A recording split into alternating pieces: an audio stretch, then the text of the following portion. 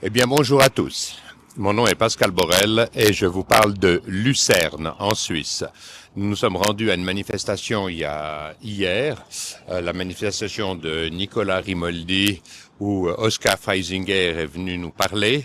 En suisse allemand, en allemand, moi je maîtrise mal l'allemand, donc j'ai compris en partie, c'était voilà. Et c'était une manifestation intéressante. Malheureusement, les médias l'ont tout de suite reprise en disant que c'est des gens d'extrême droite. En fait, eux veulent plus de liberté, veulent conserver la liberté acquise et léguée de nos ancêtres. Donc voilà. Avant de vous parler et d'entrer à l'intérieur du truck où plusieurs personnes m'attendent, j'aimerais juste vous présenter l'endroit où on est. Donc là, vous voyez le camion qui est vraiment notre studio mobile aujourd'hui. On y a installé une superbe technologie. Enfin bref, c'est le state of the art, comme on dit. C'est le summum qu'on puisse avoir dans les équipements mobiles. Ça n'est pas un studio de télévision professionnelle, mais c'est quasi ça. Alors je vais juste reprendre la caméra. Ça va bouger un peu, vous m'excuserez.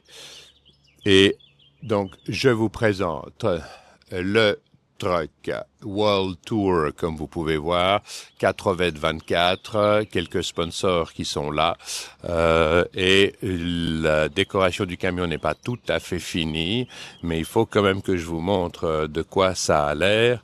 On a une partie plus officielle de l'autre côté et une partie Come with me if you want to live. Et là, vous voyez le camion dans sa totalité. On est parqué au centre de Zurich, de Lucerne, veuillez m'excuser. Et oui, c'est une situation extraordinaire. On voit quelques bâtiments par derrière. Et je vais maintenant entrer dans le camion dans le truck pour accueillir deux invités qui m'y attendent. Donc, on ouvre, on va entrer ensemble. J'ai avec moi Jean-Daniel et Orlin, qui sont des fervents marcheurs des marches constitutionnelles, des hommes extraordinaires qui sont venus, qui ont littéralement jamais raté une marche constitutionnelle. Il est clair que vous avez compris que nous ne travaillons pas pour, j'allais dire, exacerber des foules ou autres. Nous, on travaille à réécrire véritablement les constitutions. Donc, la violence, les cris, les menaces, les plaintes ne sont même pas une option. Non, non, on est là pour apporter un modèle nouveau d'une façon ou d'une autre. Donc, ce qui est intéressant, et j'aimerais parler à d'abord Jean-Daniel, qu'est-ce que tu as pensé de la manifestation d'hier? Est-ce que ça a rempli tes attentes? Qu'est-ce que tu as pensé de ça? Dis-moi un peu dans les grandes lignes. Bah écoute, nous on a été déjà surpris qu'en arrivant déjà à Lucerne de trouver d'être accueillis par cette belle ville quoi, hein, parce que c'est vraiment à mon avis une des plus belles villes de Suisse et on a tout de suite senti une légèreté, une propreté, un bien-être, d'une qualité de vie hein, qui pouvait exister en tout cas à Lucerne. Et puis bon, on a rejoint cette manifestation, plein de drapeaux suisses, qui fait toujours plaisir de voir ce drapeau-là qui est brandi par des gens qui aiment leur pays. Et on a pu constater qu'effectivement, on a une petite partie de la population qui sont encore impliqués dans un côté patriotique, défendre les valeurs suisses, et puis de vouloir essayer de maintenir un semblant de liberté, hein. Alors, je pense que ce qu'on a pu entendre un peu dans cette manifestation, bah, c'est un peu les mêmes slogans, c'est «Fuck la Communauté européenne». Ça, c'est quand même quelque chose qui est ressorti et puis, la Suisse libre. C'est Oui. vraiment les revendications, je dirais, de ce noyau, hein. Alors, voilà, on a fait cette manifestation, il y avait une, très bonne ambiance, c'était bon enfant. Pas de violence, cadre policière impeccable, ils ont été corrects, tout s'est très bien passé. On a fini la manifestation, mais le ressenti après ça, on pourrait se dire, et après? Et après, il y avait pas grand-chose, quoi. C'est tout le monde se barre, on va boire une bière et puis voilà, quoi. Et Ouais, c'est on sort avec un sentiment un peu de quelque chose qui est pas fini, quoi, quelque chose d'insatisfait. Et puis ça, on a l'impression que ça fait pas avancer le schmilblick, quoi, parce que on a entendu des revendications, des doléances, et ça va pas, c'est non ci, non ça. Mais voilà, à part de s'être regroupé avec des gens qui sont déjà convaincus, hein, parce que le but c'est de convaincre beaucoup de personnes. Mais on sent que maintenant il y a de plus en plus un clivage qui est en train de se faire entre les gens qui ont compris les intérêts de la Suisse et puis les dangers de la communauté européenne, et puis des gens qui eux dans leur réalité ne sont pas impactés par rapport à ça, quoi. Donc voilà, c'est un petit peu le premier ressenti qu'on a eu par rapport à cette manif. Et puis on se dit bah, comment on pourrait faire un travail de fond où on pourrait, au lieu de diviser la population dans un clan ou dans un autre, les pro-vaccins, les anti-vaccins, les pro-Europe, les anti-Europe, bah, comment unifier, fédérer toute cette population pour une cause. Et là, je dirais, ce serait vraiment je dirais, le but un peu je dirais, de ce que fait Pascal, quoi, hein, c'est de éviter les clivages et de trouver un intérêt supérieur à la cause qui n'est plus droite, gauche, machin, pro, machin, mais un intérêt qui touche l'intérêt de la population, quoi. Voilà, c'est un petit peu moi ce que j'ai ressenti un peu pour faire une synthèse un petit peu de notre expérience de hier. voilà. C'est un petit peu voilà le ressenti de quelque chose qui est pas fini, quoi. C'est ça, oui, bon, oh, puis voilà, puis après, quoi. Ouais. Ben, c'est intéressant, hein, ta réflexion. Je reprends un peu ce que tu dis. Et c'est vrai que quand on arrive à Lucerne, on voit des Ferrari, des Porsche, des voitures fabuleuses qui sont achetées vraisemblablement par moins de 10% de la population. Il faut toujours se souvenir que la valeur réelle d'un pays vient de la classe moyenne. La classe moyenne, c'est des gens qui travaillent pour des PME pour 80% de l'économie réelle. Et voilà, ces gens-là, ils sont encore tout juste contents aujourd'hui, mais comme tu le dis très bien, dans les discours qu'on a vus hier, on est dans un système de clivage où les gens viennent se plaindre. Ce sont des gens de la classe moyenne pour la plupart, mais ils viennent essentiellement se plaindre d'une situation donnée. Et c'est tellement triste parce que on peut se plaindre toute sa vie, mais on ne fait pas progresser le schmilblick, comme tu le disais il y a un instant, d'un mu. Donc, résultat des courses, on doit absolument s'unir autour de solutions concrètes. Ces solutions concrètes, c'est toujours la réécriture des constitutions. Et on doit impérativement le faire. Comment rassembler 3,5-4% de la population pour aller tester un modèle dont on pense qu'il est véritablement supérieur? Et c'est bien ça le but de l'opération. En effet, hier, la manifestation était très bon enfant, contrairement à ce qu'on peut lire dans tous les journaux. C'était pas du tout des nazis, des extrémistes ou autres, mais demander une liberté retrouvée en Suisse peut paraître complètement anachronique à nos amis français qui sont sous le joug d'une dictature bien pire que ce qu'on subit ici en Suisse. Le fait est que voilà quoi, c'est quand même un état de fait que se livrer à l'Europe, c'est abandonner et c'est trahir ce que nous ont légué nos ancêtres. C'est un état de fait. Donc, et c'est là qu'il faut revenir, j'allais dire, au respect tout simplement de ce que nous ont légué nos ancêtres. Donc voilà où on en est aujourd'hui en Suisse. Je Oui, me serais permis encore de dire que Daniel. bon, là, la manif, elle s'est faite sur Lucerne.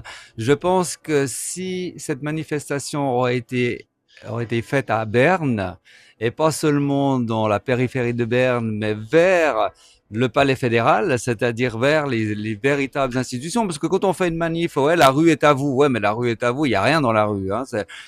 C'est comme si je dirais, on est dans un appartement, les politiciens sont dans le salon, puis nous on est dans les chiottes, quoi. hein. Donc, en fait, manifester, c'est bien la rue. Ce qui aurait été vraiment, je dirais, avec plus d'impact, c'est de se diriger vers les bâtiments administratifs. Et Oui, c'est là, je pense, en tout cas à Berne, que je dirais, la sécurité policière aurait triplé parce que quand on s'approche des bâtiments, la température, elle monte de 3 degrés, quoi, hein. c'est Et clair. puis là, ça aurait été, je dirais, une autre sorte de manifestation. Parce que les manifestations dans les rues, on le voit, ça a peu de résultats parce que les parcours sont déjà tracés d'avance.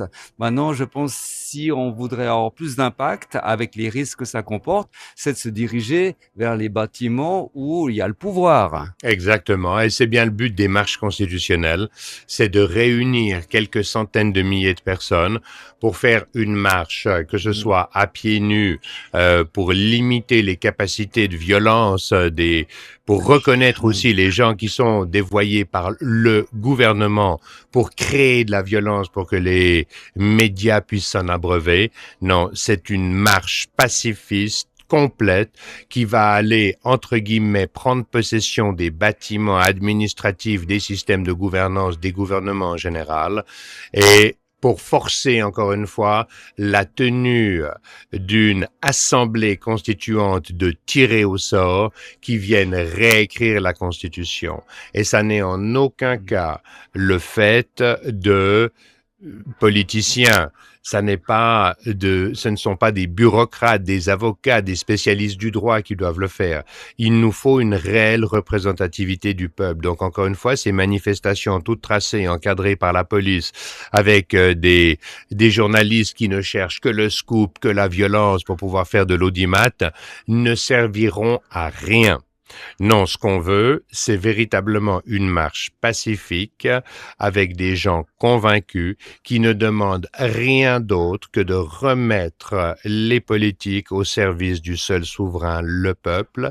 Donc, ça signifie le tiers regard, l'accès illimité à tous les flux financiers, qu'il s'agisse d'éducation, de santé et bien entendu de justice et donc de gouvernance, et les citoyens doivent avoir droit à cela.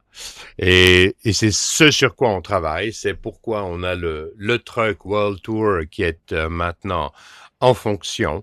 Et au-delà des tests qu'on est en train de faire aujourd'hui, je pense que d'ici quelques jours, on accueillera ici même, dans ce petit studio, tous les invités de marque. J'ai discuté hier avec Oscar Freisinger pendant quelques instants, avec Nicolas Rimoldi aussi, donc les leaders, entre guillemets, de chacune de leurs formations. Et on va aller dans cette direction. Maintenant, Mhm. Jean-Daniel, est-ce que tu as encore quelque chose à noter par rapport à la manifestation d'hier? Est-ce qu'elle t'a quand même nourri? Est-ce que tu t'es Mhm. retrouvé avec des gens qui sont proches des convictions que tu défends? Comment est-ce que tu le vois? Bah, ce qu'on a ressenti aussi, c'est que ça correspond aussi à une classe sociale. Parce que la classe sociale aussi est importante, parce que les gens qui subissent de plein fouet le prix de l'immobilier, je dirais la destruction du travail, le fait d'arriver je dirais, à plus forcément à mettre de l'argent de côté, bah, sont plus impactés par rapport à la vie du quotidien. Donc il y a des gens du quotidien, du prolétariat qui, eux, se sentent affectés dans leur quotidien. Et puis, il y a des autres classes sociales, comme tu parlais avant, qui ont des grosses bagnoles, qui ont des gros salaires. Et je pense que cette classe sociale s'en fout un peu de la Constitution, parce qu'ils ont peut-être pas intérêt que ça change, parce qu'ils peuvent s'offrir les besoins, ils ont des privilèges. Donc, en changeant de classe sociale, bah, les intérêts sont différents. Bien Et sûr. je pense que c'est vraiment un problème de classe sociale, quoi, les intérêts de chacun, parce que chacun vit dans une réalité qui est différente. Quand on a un bon salaire, bah, notre réalité n'est pas la même que celui qui galère sur un chantier tous les mois à essayer de mettre un peu d'argent de côté, puis Absolument. il se trouve à devoir payer des factures, payer pour sa voiture, les places de parc, et puis l'impression que la vie n'a pas de sens, quoi. Il est pris comme une espèce d'esclave, quoi. Oui, c'est Mm. très intéressant hein, ce que raconte Jean-Daniel, dans le sens que véritablement aujourd'hui, ce que tu observes, ce qui se passe aux États-Unis, on voit que le cabinet de Trump et Donald Trump, mais c'est jamais Donald Trump tout seul, est en train de réorganiser les États-Unis en dehors, j'allais dire, des contraintes des intérêts financiers. Il veut redonner l'accès à l'énergie à un prix moindre.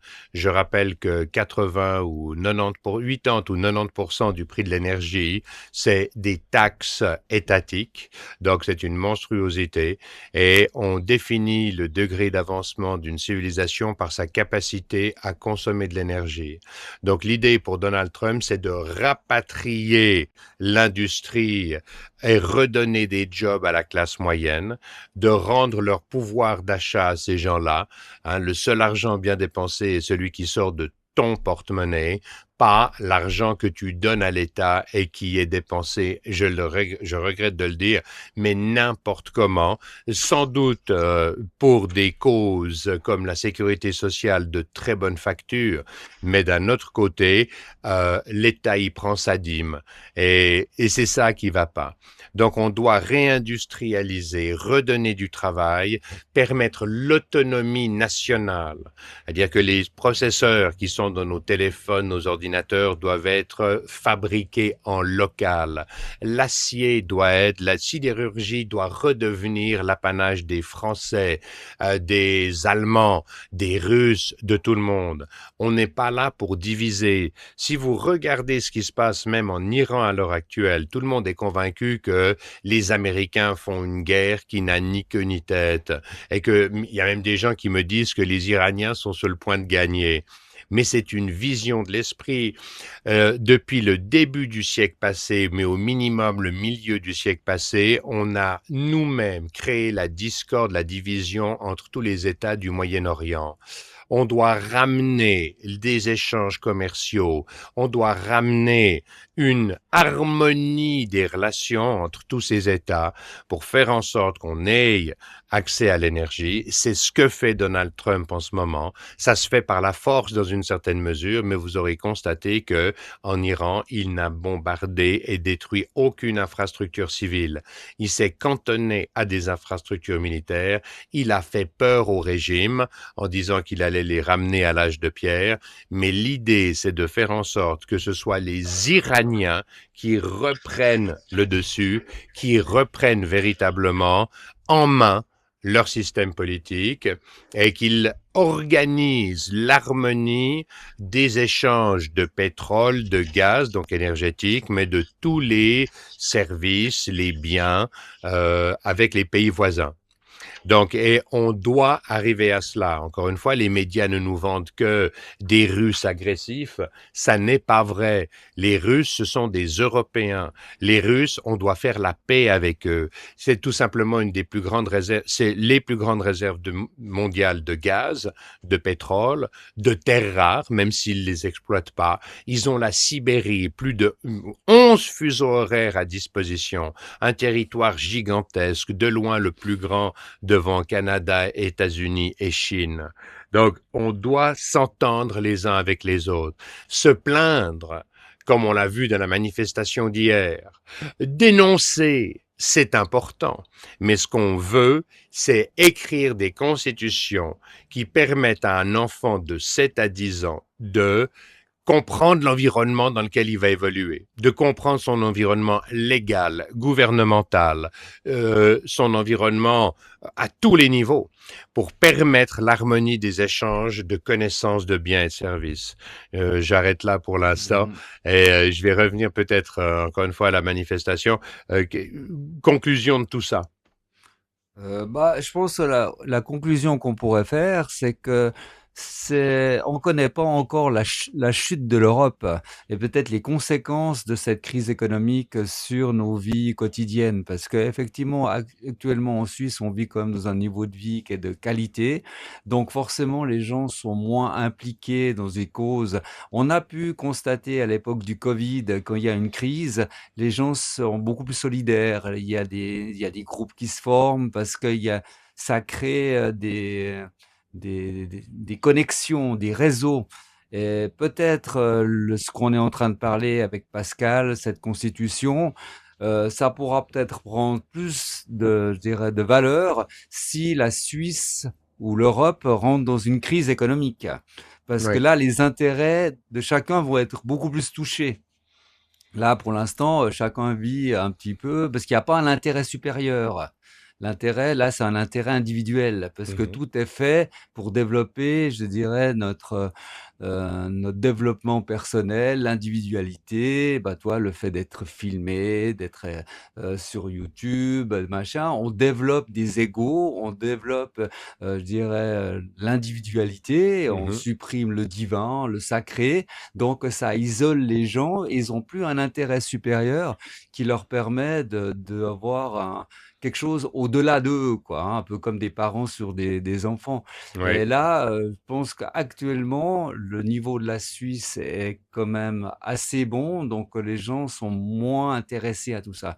Et je suis convaincu que les conflits qui sont actuellement dans le monde et ceux qui vont encore se recréer, parce qu'il y a des interconflits qui vont faire, parce Mhm. qu'il y a des pays comme la Corée du Nord, il y aura d'autres pays, l'Inde, il y a plein de petits pays comme ça qui vont essayer de nager un petit peu dans cette confusion qui est actuellement. Et je pense que ces conflits vont se multiplier dans les prochaines années. Donc, il y Ouais. aura forcément un impact sur l'Europe, dont la Suisse. Et donc, peut-être à ce moment-là, les gens qui ont leur porte-monnaie, le niveau de vie, là, je reviens de Genève, là, parce que avant de prendre le train pour venir à Lucerne, bah, devant la gare à Genève, il y avait des lits, il y avait des gars qui dormaient, il y avait même des gars qui faisaient leur lessive. Il y a une pauvreté qui est en train de s'installer de plus en plus. Ça devient presque banalisé, hein. On a les junkies derrière la gare où ils sont tous couchés par terre, en train de presque se shooter devant tout le monde. C'est banalisé. Donc, on s'habitue de plus en plus à la médiocrité. Je ne veux pas dire on se dirige vers le tiers-monde, mais on y prend gentiment la direction sans vraiment s'en apercevoir parce que ça se fait à petit.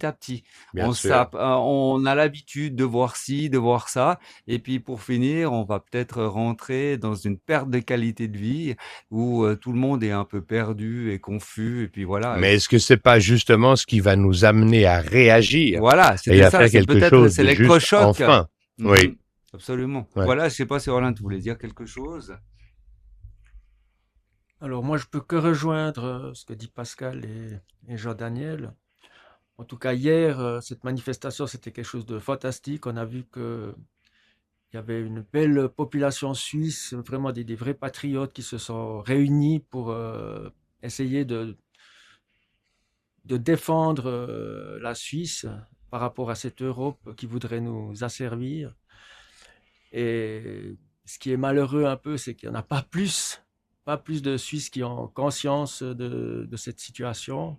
Et comme dit Jean-Daniel, c'est les gens, quand ils ont ce qu'ils veulent, ils sont plus intéressés à autre chose. Et simplement, ça donne espoir de voir des bonnes personnes comme ça, des Suisses pacifiques qui se sont réunis pour ce combat. Voilà, c'est un peu tout ce que j'ai à dire. Oui, donc encore une fois, si je me permets de reprendre, l'idée c'est d'avoir du respect pour l'héritage de nos ancêtres ici en Suisse. On nous a légué une démocratie reçue littéralement gratuitement, une cuillère en argent dans la bouche, comme disent les Anglais, et signer pour l'Europe, c'est abandonner la Suisse. C'est littéralement empêcher les citoyens d'être maîtres de leur volonté, de vouloir faire quelque chose, d'être libres de choisir les orientations gouvernementales. Et ça, c'est quelque chose qui ne peut pas fonctionner. La Suisse a eu une des premières démocraties d'Europe occidentale, un demi-millénaire avant la Révolution française, je le rappelle chaque fois, et on doit être respectueux de cet état de fait. Se laisser subordonner à des non-élus en Europe, à Bruxelles, c'est une hérésie. Malheureusement, nos politiques sont incapables de faire autre chose parce qu'ils y voient des avantages qui leur sont vendus par les lobbyistes, par d'autres politiques, et plutôt que d'avoir un projet pour leur nation, ils se laissent inféoder, littéralement, par ces individus. Et ils ne comprennent rien à la finance internationale, ils ne comprennent rien aux flux financiers, c'est tout juste s'ils font la différence entre l'euro, le dollar, le rouble, le yuan, c'est juste insensé. Et il faut revenir à des échanges commerciaux bienveillants, il faut revenir à des nations souveraines qui s'occupent de leur peuple, qui organisent le commerce international, qui organisent les échanges d'énergie. Et encore une fois, si la Suisse abandonne sa souveraineté au profit de l'Europe, nous sommes morts. En tant que Suisse, nous sommes morts. C'est la fin de notre nation. Voilà, je crois qu'on a fait le tour de cette petite interview ce matin. Ouais, merci Pascal pour ton invitation alors dans ton nouveau studio, hein, magnifique, hein. On est vraiment très très ravis de t'avoir rejoint, quoi. Merci beaucoup Pascal. Exactement, ce studio il est magnifique et je pense qu'on va le voir un peu dans toute la Suisse, dans tous les événements qui parlent de ces sujets importants pour la suite, pour nos enfants, quoi. J'entends que c'est eux qui vont profiter si on arrive à faire passer ce beau message. Et voilà, merci Jean-Daniel aussi. C'est moi qui vous remercie de m'avoir fait l'honneur de votre présence en Suisse allemande aujourd'hui. J'adore d'ailleurs parce que j'aime tellement mes amis suisses allemands qui sont 80% de l'économie suisse aujourd'hui. Même si la première capitalisation boursière du domaine de l'agroalimentaire se trouve en Suisse romande, donc la première capitalisation boursière de Suisse, à savoir Nestlé. Donc les Romands contribuent peut-être quand même un tout petit peu, mais nos amis suisses allemands sont superbes. Donc je les remercie de nous avoir accueillis. Nous allons nous retrouver dans ce studio, peut-être pas tous les jours au départ, parce qu'on a encore pas mal de choses techniques à y régler, mais c'est vrai que le studio tient la route. Oui, tout est fabuleux.